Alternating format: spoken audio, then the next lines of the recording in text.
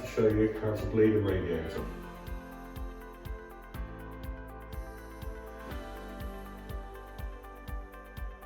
Now that the weather is getting quite cold, we're all putting our heating on. You'll find that some radiators might not be warming up at the top.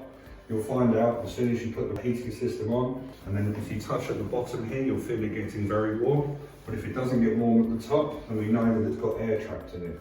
What you'll need is one of these. It's a radiator key. They're universal. They fit on every radiator available. And you'll also find a bleed nipple on every radiator.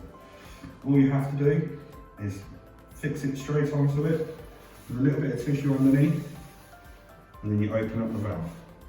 You'll start to hear air coming out, and then as soon as some water comes out, we know that this radiator is full.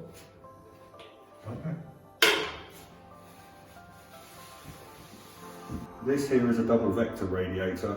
You would normally have a bleed nipple here and also one at the front.